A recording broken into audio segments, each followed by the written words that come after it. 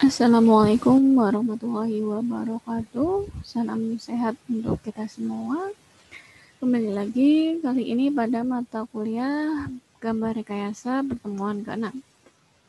Dengan pembahasan kali ini yaitu mengenai gambar situasi dan gambar denah. Nah, pada kali ini kita telah masuk ya pertemuan ke-6.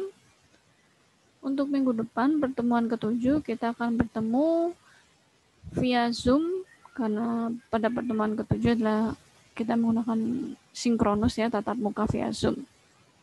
Lalu pada pertemuan ke-8 kita sudah menuju UTS, jadi diharapkan teman-teman sudah mulai belajar ya, mulai dari pertemuan pertama hingga pertemuan ke-6 pada hari ini. Dan selain itu juga mohon tugasnya juga dipersiapkan karena kalau tidak salah sebelum UTS itu sudah sampai gambar tampak. Oke, kita masuk ke materi mengenai gambar situasi. Jadi yang pertama kita bahas hari ini adalah gambar situasi. Jadi apa yang disebut dengan gambar situasi? Jadi merupakan tampak atas bangunan yang dilengkapi dengan gambar lingkungan sekitarnya. Jadi kalau kita lihat di gambar ini adalah gambar bangunan tampak atas. Ini adalah gentengnya. Lalu selain rumah itu sendiri juga dilengkapi dengan gambar lingkungan di sekitarnya. Lingkungannya itu adalah yang dimaksud adalah tamannya, lalu ada carport atau garasi, lalu pagar ada di mana, lalu yang paling penting adalah di mana lokasi jalannya, seperti itu. Jadi secara teori kita bisa simak di sini gambar situasi adalah suatu gambar teknis yang melukiskan letak atau posisi bangunan pada arah daerah yang akan dibangun, lengkap memperlihatkan rencananya. Jadi memperlihatkan di mana halamannya, di mana pagarnya, lalu ada jalan masuk ya di sebelah sini, lalu ada saluran pembuang atau selokan di mana, lalu ada sempadan di mana. Jadi yang utama harus menggambarkan lingkungannya. Misalnya ini ada jalan, kalau lebih baik diketahui ini jalannya ada di jalan apa. Lalu yang paling penting, yang utama juga adalah adanya arah angin, utara, timur, selatan, barat. Lalu selain itu juga ada di mana selokan air dan sebagainya. Nah, gambar situasi ini biasanya digambar dalam skala 1:200 atau 1:500. Skalanya lebih besar daripada gambar denah pada umumnya ya. Karena gambar situasi ini mencakup yang lebih besar gambarnya dengan lingkungannya, jadi menggunakan skalanya yang lebih besar.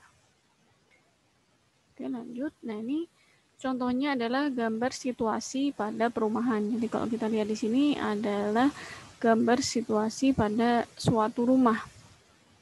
Kalau yang ini adalah gambar situasi perumahan. Nah, di sini kalau kita lihat di gambar situasi perumahan, konten set plan apa aja yang bisa kita lihat di sini.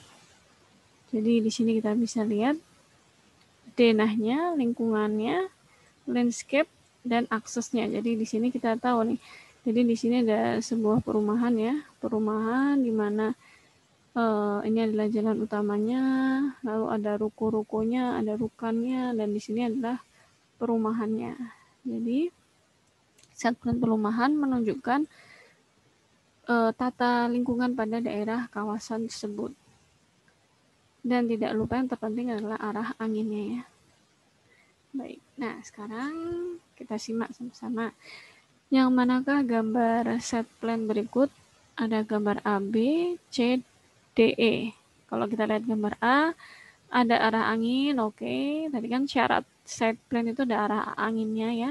Ada nama jalannya, ada tampak lingkungannya, oke ya. Berarti kalau yang B, gambar B tidak ada arah angin, tidak ada lokasi jalannya di mana, lalu juga tidak ada memperlihatkan kondisi lingkungannya. Jadi ini tidak bisa dimasukkan gambar set plan. Ini adalah gambar denah.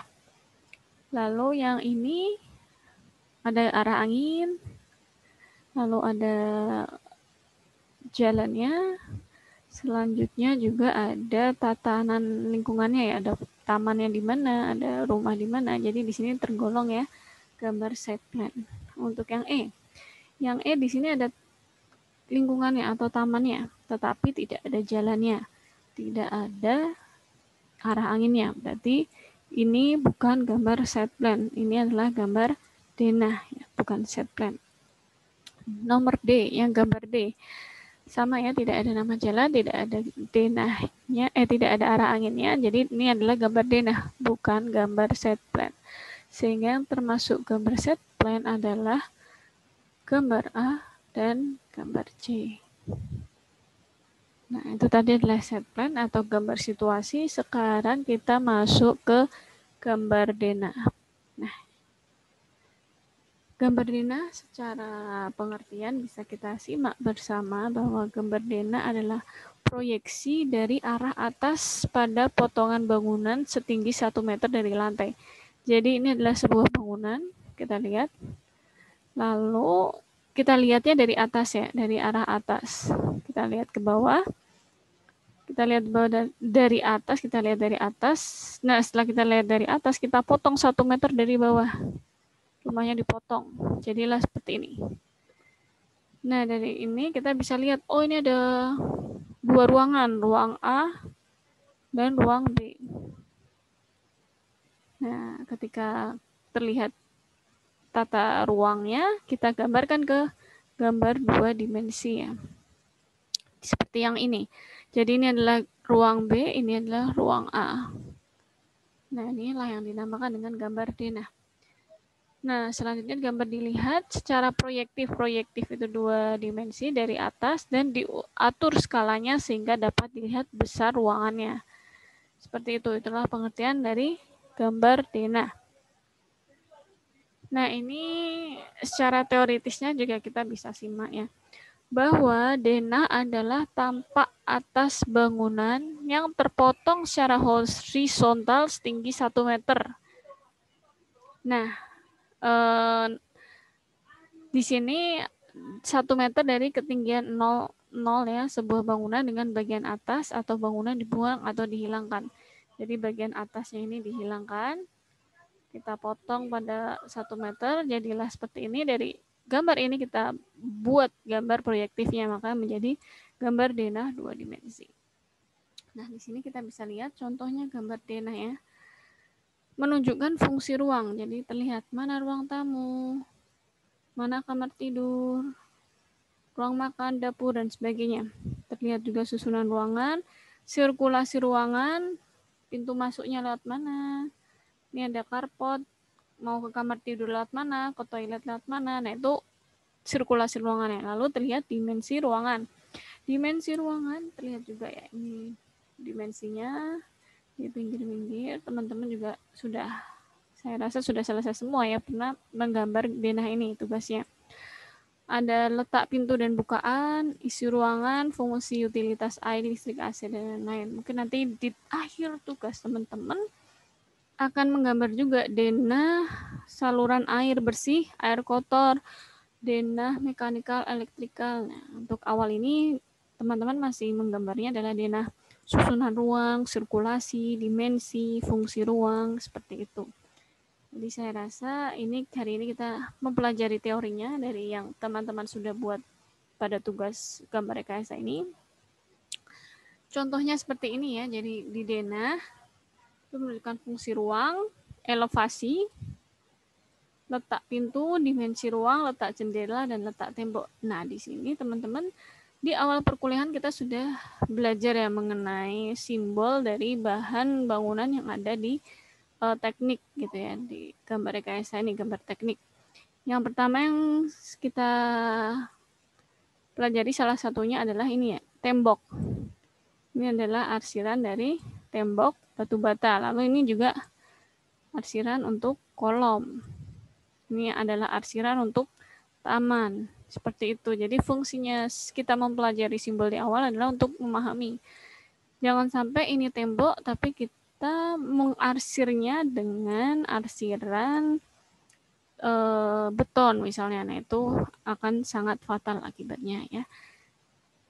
Jadinya di sini tentunya teman-teman sudah selesai semua ya. Saya harapkan untuk gambar denah ini sudah membuat pintunya, tata letaknya sudah sesuai, ruangannya, pembagian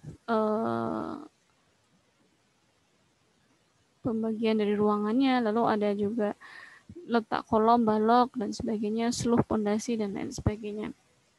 Jadi mungkin sudah diawali dahulu oleh asisten dosen ya, untuk menjelaskan mengenai gambar denah ini untuk kalian mengerjakan tugas. Jadi kemarin kita di awal lebih banyak membahas teori dasarnya dari menggambar rekayasa. Nah, hari ini kita sudah mulai selaras dengan tugas kita.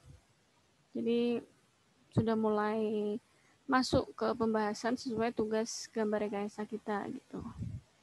Nah, selanjutnya adalah denah, pondasi, dan seluf. Ini juga saya harapkan teman-teman sudah selesai ya sampai di sini tugasnya.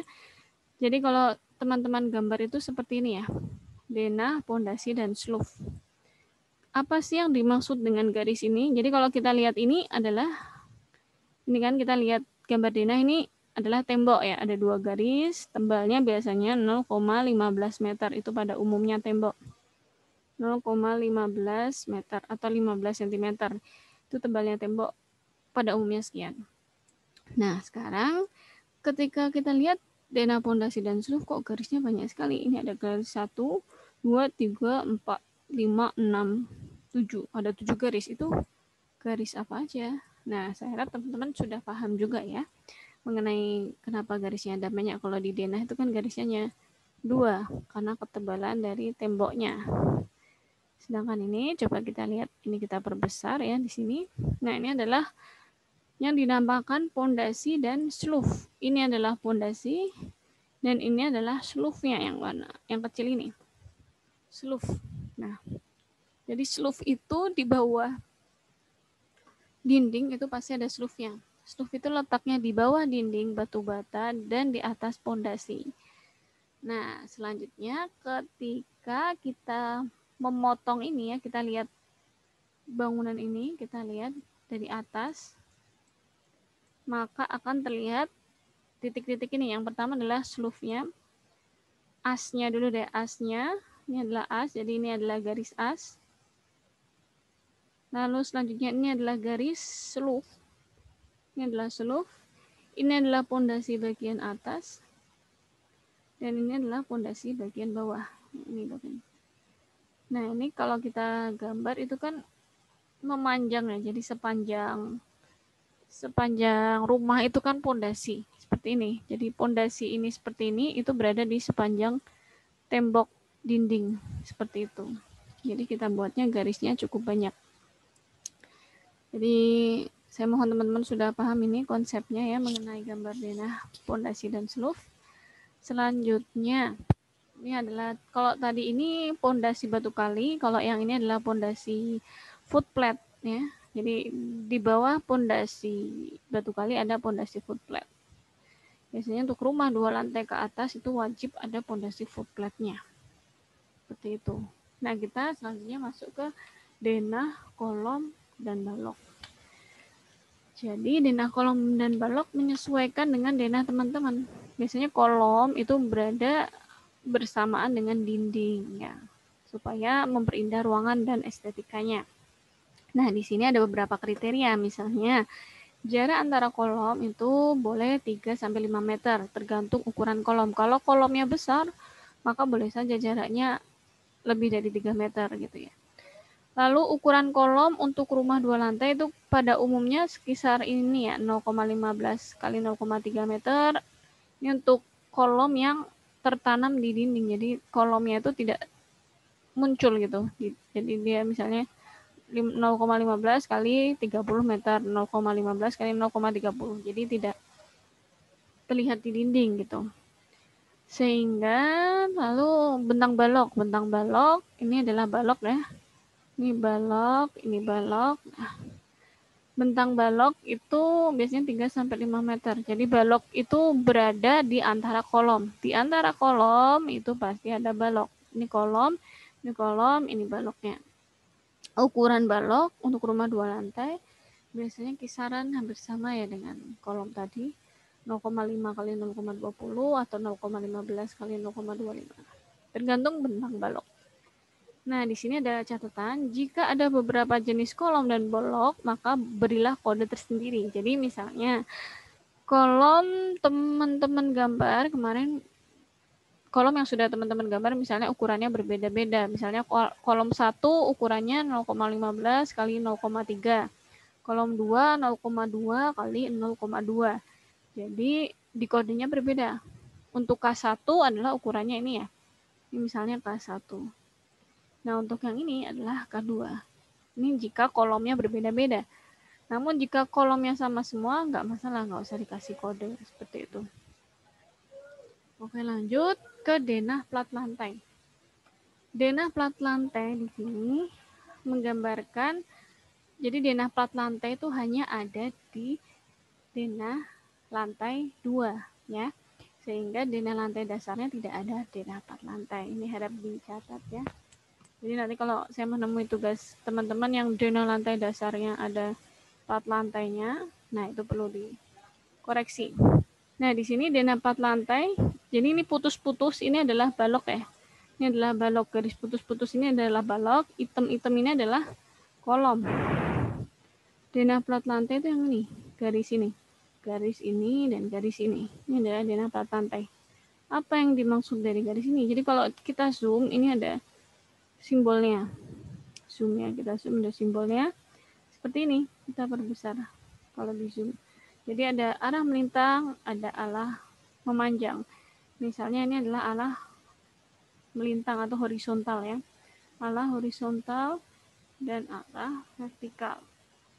Nah, di sini arah horizontal. Ini ada 4 tulangan. Kita hitungkan di sini ada 4, 1, 2, 3, 4. Kita gambar di sini juga ada 4 kan.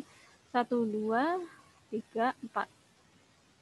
Nah, lalu kita lihat di sini. Yang paling bawah lapisannya, jadi ini adalah tampak atas ya. Ini adalah dilihat dari atas. Kalau yang gambar ini dilihat potongan dari samping. Jadi kalau kita lihat di sini, ini adalah horizontal. Dan titik-titik ini adalah vertikal. Jadi garis yang bawah ini ya, garis yang saya tandai ini, itu adalah garis yang ini. Nah, ini letaknya adalah paling bawah. Jadi sini saya berikan keterangan tulangan bawah, urutan ke-1 dari bawah. Lalu, ini adalah yang ini kan, menghadapnya ke atas ya. Lalu, lapisan kedua adalah yang ini ya. Yang ini adalah garis yang ini.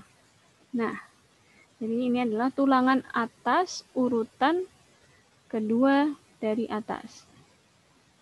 Seperti itu. Lalu, lanjut lapisan yang ini ya. Sama juga yang ini. Vertikal. Urutan kedua dari atas, lalu yang ini paling atas adalah yang ini. Jadi tulangan ini adalah lapisan paling atas.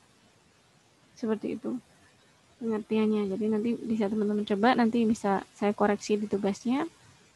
Nah, sekarang kita masuk ke denah atap. Jadi denah atap di sini hanya menggambarkan atap dari penutup atap genting ya. Jadi kita lihat di sini rumahnya berapa kali berapa meter. Nah, denah atapnya adalah berupa seperti ini. Nah, jika denah rangka atap ini agak sedikit rumit. Mungkin nanti bisa dikerjakan setelah UTS. Jadi di sini ada jenisnya ya, denah rangka atap cukup rumit. Tergantung bentuk dari rumah teman-teman desain. Jika teman-teman mendesainnya hanya bentuk persegi, maka itu sangat mudah sekali dalam mendesain rangka atapnya. Tapi jika bentuknya ini campur ya, persegi bercabang-cabang seperti ini, cukup agak rumit. Nah, seperti itu. Nah, di sini ada video. Saya putar ya. Nih, videonya. Oke, nanti saya akan putar. Saya akan lampirkan video ini di Kolabor. Jadi di video tersebut menggambarkan bagaimana cara menggambar rangka atap. Pasti yang awal kita gambar itu adalah kuda-kudanya yang warna orange. Kuda-kudanya kita gambar. Setelah kuda-kuda tergambar, kita masuk ke lapisan balok nok. Lalu ada kayu kemper, ada reng kayu, usuk kayu, gording. Nah, lapisan-lapisan ini biasanya kita gambar ya dari yang paling bawah. Dari yang paling bawah kuda-kuda, lalu atasnya kuda-kuda ada gording, atasnya gording ada usuk, lalu bersama usuk ada reng dan sebagainya. Seperti itu. Nanti saya akan lampirkan ya video untuk cara menggambar rangka atap di Kolabor. Nah, sekarang saya ingin evaluasi tugas teman-teman nanti ketika pertemuan ke-7 minggu depan via Zoom. Mohon disiapkan tugas teman-teman, usahakan sudah mencapai gambar tampak karena seperti yang kita janjikan di awal ya. Jadi di minggu ke-6 teman-teman diharapkan sudah sampai gambar tampak. Nah, nanti di pertemuan ke-7 setelah saya menjelaskan materi, saya akan mengevaluasi tugas teman-teman seperti itu. Oke, cukup sekian pertemuan atau kuliah kita hari ini. Selamat belajar, selamat mengerjakan tugas. Mohon maaf apabila terdapat banyak kekurangan ya. Terima kasih, selalu jaga kesehatan. Wassalamualaikum warahmatullahi wabarakatuh.